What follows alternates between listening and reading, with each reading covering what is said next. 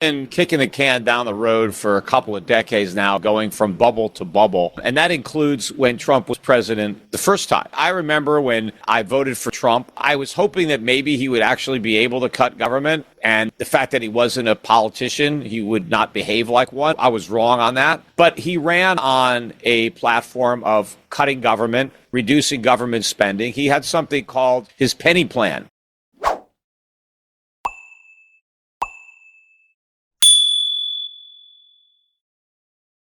Going to cut every year he was president, he was going to cut spending by a penny, 1 penny out of every dollar, which wasn't even enough. But of course, he didn't do that. He ended up increasing spending by 4 cents on the dollar for the first 3 years. That's, not counting COVID. If you count COVID, it was something like 16 cents a year because spending blew up so much in 2020. But even before we got to COVID, government spending was going up under Trump. The deficits he talked about paying off the national debt as a candidate. He ran up a lot of debt. The debt went up 50%. Now, the budget deficits went up 50% in his first 3 years before they, went through the roof during COVID. Peter Schiff criticizes economic policies, especially under Trump, for increasing government spending, national debt, and inflation despite promises to cut both spending and taxes. He argues that tariffs didn't help the economy, tax cuts weren't paired with spending cuts, and the U.S. relies too much on borrowing and credit. Schiff warns inflation and deficits will worsen without serious reforms, but politicians avoid tough decisions like cutting major programs. He believes markets are overly optimistic and that real solutions require reducing spending, saving more, and making hard economic changes. Ended up setting the record, which Biden just broke, for the most amount of debt added in one presidential term. So he expanded government. In fact, even when the Republicans had both houses of Congress, they increased welfare spending in addition to warfare spending. He added a department. He added the Space Force. He didn't eliminate a single agency or department. I think that now we're in much worse shape. The economy is far worse than it was in 2016. That's why he won by a wider margin. And the reason he won the first time, and the reason I predicted he was going to win the first time, and I predicted again, is that I knew the economy was much worse than the media was portraying, and the Federal Reserve and Wall Street. And the same thing is true now. We have a horrible economy beneath the surface. And Trump just showing up is not going to fix these problems. And neither will simply cutting taxes the way he has advocated, because most of the taxes are not really growth oriented. They're consumption oriented. You're cutting taxes on overtime, on tips, on Social Security benefits. So all this money is just going to be spent. And since we already have record trade deficits, the trade deficit we had last month, merchandise trade deficit, was the worst in history, with the exception of 1 month right after we did the COVID reopening. We've never been more dependent on imports than we are right now. And if we just give people a bunch of taxes, they're going to spend more money on imports. Now, yes, the imports will get more expensive because Trump is going to put tariffs on those imports, but we're still going to import them because we don't have the ability to produce the stuff ourselves. We're just going to have to import more and pay higher prices with the tariffs. But the other problem is the tax cuts are going to blow a big hole in an already, more than $2 trillion a year deficit. When Trump came to office in 2016, the annual deficit spending was about $650 billion officially. Now it's well over $2 trillion a year officially. And when Trump came to office the first time, the Fed funds rate was 0.5%. Now it's 4.5%. And the yield on the 10-year was 2.5. Now it's, getting close to 4.5. But rates are moving up a lot higher. So we're going to have much higher interest rates with much bigger debt. And Trump is talking about mass deportations, which, I'm all for having a strict border, but we also have to be cognizant of the fact that most of the jobs created under Biden were for illegals. That's kind of where they came from. If we kick them out, who's going to do that work? And what are we going to have to pay Americans to come off of welfare and take those jobs? Yeah, sure. There are some people who are on welfare that will kick out, and there's some criminals, and that'll be good. But I think overall, we're going to actually do more harm, because we're going to deplete our labor supply, and that's going to further, drive up the cost of production in the United States. So there's a lot of stuff that's going to happen. And remember, the underlying problem with the country is that we spend and borrow too much and consume too much. And inflation, which wasn't as big a problem when Trump won in 2016. It's a huge problem now because all the chickens have come home to roost, all the QE, 1, 2, 3, all that, COVID. Now we're dealing with it. That's why Trump got elected, because inflation was really bad. That was harming people. But it's going to get worse because his policies are all highly inflationary. There's going to be a lot of pressure on the Fed to monetize these exploding deficits. So I think the markets have got it wrong, to think the dollar's going up, gold's going down, Bitcoin is surging because they think they're going to have a Bitcoin reserve. They're going to make Bitcoin profits tax-free. I mean, I certainly hope they don't do something that stupid. But if they do that, that's also highly inflationary because where do they think the money's going to come from to buy Bitcoin? They got to print it. So it's just more government spending, except they're spending it on nothing. They're spending it to make people who own Bitcoin richer at the expense of people who don't. The real tax that the government imposes on society is what it spends. And so that's spending. So that's taxation. So right now, the U.S. government spends about $7 trillion a year. So that's the tax on the economy. Now, what Trump ran on was cutting income taxes. Okay, but if you're not going to cut spending, you haven't cut taxes. So what Trump really wants to do is replace the income tax partially with tariffs, but he's pretended that Americans don't pay the tariffs that the Chinese do or the Russians, which is not true. The tariffs are on Americans, not on anybody else. But the tariffs aren't big enough to offset all the tax cuts that he's promised so many people to get elected. And so we end up paying for government with more inflation. That's what he doesn't want to say. And in fact, when all the Republicans, including Trump, blame Biden for all this inflation, they bear a lot of the responsibility. Trump pointed out, and the Republicans, that you're getting inflation because of all the deficit spending under Biden. Well, we had big deficit spending under Trump. Why doesn't that count? The thing is that the deficit spending and the money printing when Trump was president, we didn't see the effects on prices until Biden was president. And so what we've really had over these last few years is the Trump inflation. Wait till we catch up to the Biden inflation. That's still coming because there's a lag here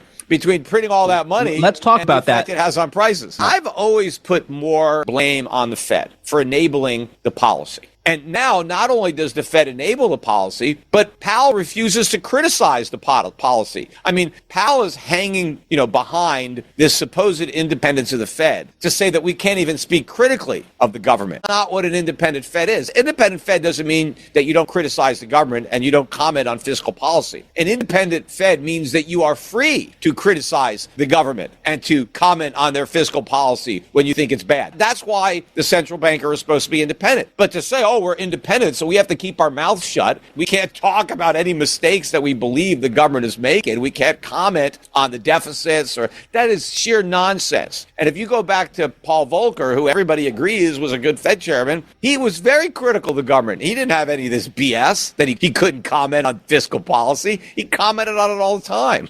You got to remember that the inflation is the expansion of the money supply. So rather than looking at the CPI under Trump, you got to look at the money supply under Trump and see what was going on there. Because price increases are the lagged effect of that inflation. And also, inflation can prevent prices from falling.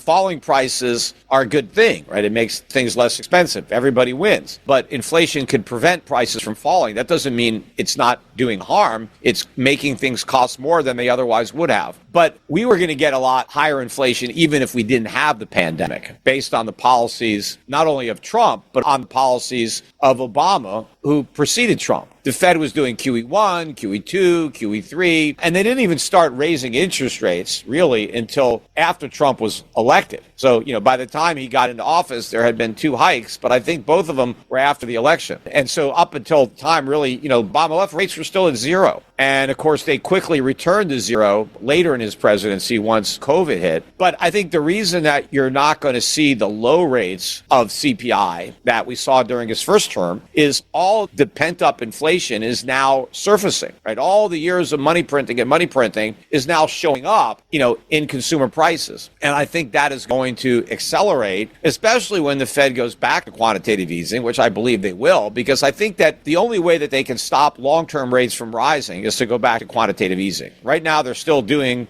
quantitative tightening. They've tapered it a bit. Ever since the Fed cut interest rates, now they've cut interest rates 75 basis points, long-term rates are up almost that much. And they're going to keep rising, especially if people expect this, stronger economy under Trump. Well, if we have, even if the Fed is able to reduce the short-term rates to 4%, there's no reason that 10-year shouldn't be 6%. But the problem is the economy can't handle those higher rates. The mortgage market, everything would buckle if the Treasury got up to 6%. And I think a lot more banks would fail because the banking system is very insolvent right now, thanks to all the low-yielding debt that they own, that they accumulated when rates were at zero. The Fed averted another financial crisis when they stopped hiking rates last time and they bailed out like Signature Bank and Silicon Valley Bank, or a few banks that failed. A lot more would have failed had the Fed not stepped up. But the whole system is insolvent. So I think the Fed is going to be forced to go back to quantitative easing because the rate cuts are not going to be enough. But the Fed is going to be going back to quantitative easing as inflation is picking up. That's why at the last press conference, a reporter asked Powell, hey, what's your plan for stagflation? And the answer was to laugh it off and say, well, our plan is to hope we don't have it. They know there is no plan because there's nothing they can do. But that's exactly where we're headed. I think we're already there. The Fed just doesn't want to admit it. It's just going to get worse, and it's not going to go away under Trump. We need some serious structural reforms in the economy. And the only way we can get them is if we stop spending and borrowing. The whole time the Fed was supposedly fighting inflation with tight money continued to be loose because debt went to all-time record highs. Government debt, all-time record highs, household debt, credit card debt, record highs, trade deficit, record highs, budget deficit, record highs. Everybody is borrowing and spending despite the rate hikes, which proves that the Fed stopped too early. They never raised rates high enough to do the job. They never actually got into restrictive territory. In order to restructure the economy in a way to have sound economic growth, we need much higher interest rates. We need a lot more savings. We can't have record low savings. People have to stop buying stuff on credit. But Trump wants to add more air to the bubble. He wants us to get tax cuts and keep spending. And so that can't solve the problem. To solve the problem, we require the opposite of what he campaigned on. We need some austerity. We need to tighten our belts. We need to concentrate on cutting government spending and not just waste, fraud, and abuse. Everybody is in favor of cutting waste, fraud, and abuse. The problem is you can never identify too much of it because there's a constituency behind all that waste, fraud, and abuse that doesn't want it to end. So you can never really make much headway. Even Ronald Reagan couldn't get spending cut. He campaigned on, we're going to eliminate the Department of Energy. We're going to eliminate the Department of Education. Well, they're still here. So people get all excited because of all these promises. It doesn't happen. Congress doesn't deliver. When I ran for Senate, I said, look, I'm going to slash spending. And one of the things I said I wanted to do, I wanted to lead the filibuster in the Senate to block raising the debt ceiling. I didn't want any more debt. And I wanted to use that to force the government to cut spending. But they didn't do it. I used to support this coalition to cut government spending. I think they're still around, but nobody cares. Governments, by definition, are never going to be efficient. In order to be efficient, you need free market forces. So Elon Musk bought Twitter. It was his company, and he said, okay, I'm going to cut costs, I'm going to fire people, because it was his money at stake. Right? So when you have a private enterprise that is guided by profit and loss, and then you have competitive market forces, you have efficiency because the inefficient companies are driven out of business by the efficient companies. And because the people that own businesses don't want to lose their money, so they try to be efficient. Governments are not subjected to those forces, right? When you're in Congress, none of it is your money, right? It's all taxpayer money. And your motivation is actually to spend as much of it as possible because that's the source of your power. Right? And there's no competition. Government isn't under a competitive threat because you got to buy government services whether you like it or not. They take taxes whether you want to pay it or not. So you don't have market forces. It's actually the opposite. Governments are incentivized to spend as much as possible because, you look at these governments, their budgets, if they don't spend everything, their budget gets cut. So a lot of times at the end of the year, any money they haven't spent, they just rush out and spend it because they want to make sure they get their share of the pie in the following year. So if Elon Musk gets in there, he's going to find it's very, very difficult to actually cut. But if you look at the stuff that's off the table, that's, 80% of the government that they're not even going to touch, right? Which is national defense, which they still want to increase, interest on the debt, which is on autopilot going up at a rapid pace, right? 1.1 trillion. In another year and a half, it'll be 2 trillion a year interest on the debt, right? They can't stop that. That's just going way up. They won't even be able to cut enough in discretionary spending to offset the increase in the cost of the national debt all by itself. But then you got Social Security and Medicare that are skyrocketing in cost. Those are off the table. In fact, so is Obamacare, Medicare. He didn't talk about any cuts to health care. So that's most of the budget. And then what's left? If you look back at the history of government, I'm 61 years old, and I remember so many attempts, usually led by Republicans, to cut spending. And it never happens. I mean, sometimes they pass these bills that call for spending cuts 3, 4 years, 5 years in the future that never materialize because before we get there, they can get rid of it. Trump won the House and the Senate in 2016. He had everything for those first 2 years, and they increased government spending. They didn't cut government spending. They did cut taxes. I have no doubt in my mind that they're going to cut taxes again. And the tax cuts we're going to get this time are going to be much bigger than the ones that we got last time because he's going to extend all the original tax cuts, right? So we get that tax cut all over again. Because right now, if you look at the projections that the government has for future deficits, they assumed that the tax cuts don't get extended, right? So that's part of the budget. So the minute they extend them, right, you blow out the CBO's estimates. But they want to bring back the SALT deduction that they took out the first time. And they want to make corporate rates even lower. So it's going to be a bigger tax cut when we're already more broke. The national debt, when he comes in, is going to be well over 36 trillion, maybe 37 trillion. When he came in the first time, it was still under 20 trillion. Not that that was small, but America is more broke now, right? Yet we want to let the taxpayer off the hook with even more tax cuts when they should be having tax hikes, unless we're going to,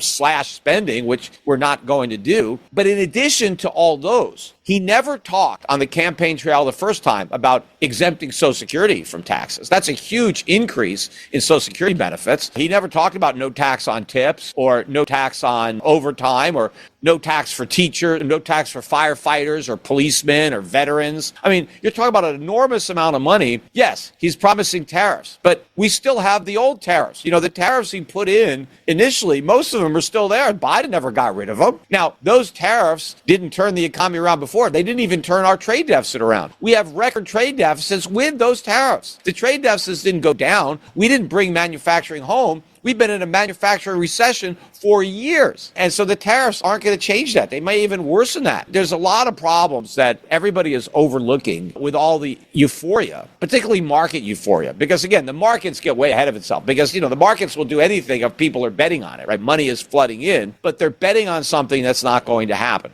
In conclusion, Peter Schiff's analysis paints a stark picture of the U.S. economy's current state and future challenges.